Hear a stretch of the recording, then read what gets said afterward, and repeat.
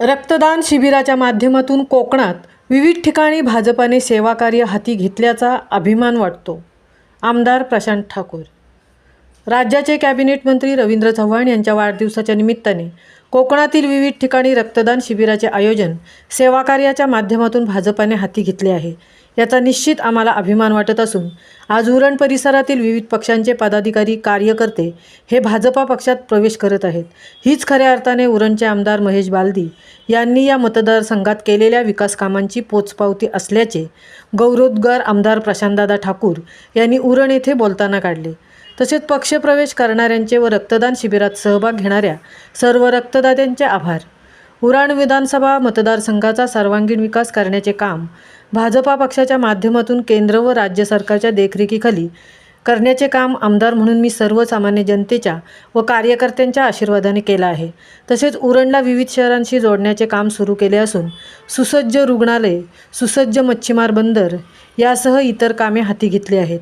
त्यामुळे विरोधकांचे मनसुबे धुळीस मिळवून पुन्हा एकदा 20,000च्या फरकाने आपला विजय हा 2024च्या निवडणुकीत होणारच आहे.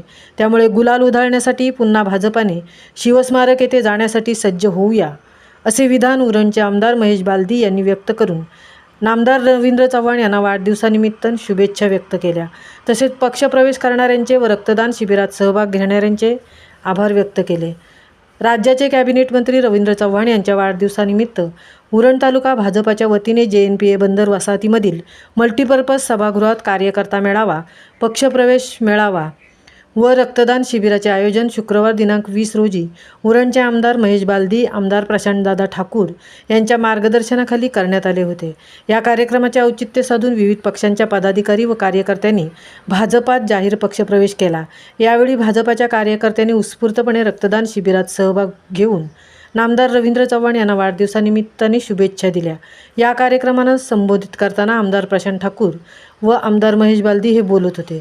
यावेळी आमदार महेश बालदी, आमदार प्रशांतदादा ठाकूर, भाजपाचे उत्तर जिल्हाध्यक्ष अविनाश कोळी, उरण तालुका अध्यक्ष रविशेठ भोईर, उरणचे संपर्क प्रमुख श्रीरंग पटवर्धन, भाजपा कामगार संघटना जिल्हाध्यक्ष जितेंद्र घरत, माजी नगराध्यक्षा सौ सायली म्हात्रे, जिल्हा सरचिटणीस चंद्रकांत घरत, अतुल पाटील, कामगार नेते सुधीर घरत, कामगार नेते सुरेश पाटील, माजी जिल्हा परिषद सदस्य विजय भोईर, जीवन गावण, भाजपा महिला तालुका मोर्चा अध्यक्षा सौ राणी म्हात्रे, शहराध्यक्ष कौशिक शहा, कोपरोली विभागाध्यक्ष शशिकांत पाटील, गोपीचंद पाटील, मान्य सरपंच दामोशेठ घरत, बळीशेठ पाटील, समीर शेठ मडवी, रुपेश धुमाळ, संदीप पाटील, विलास पाटील, भाजपा तालुका उपाध्यक्ष पंडित घरत, प्रकाश ठाकूर, सुशांत पाटील, सुनील पाटील, सुशील राऊत, कुलदीप नाईक, माजी सरपंच योगेश पाटील, मिलिंद पाटील, संगीता पाटील यांच्यासह भाजपाचे पदाधिकारी व कार्यकर्ते, आजी माजी सरपंच, उपसरपंच उपस्थित होते.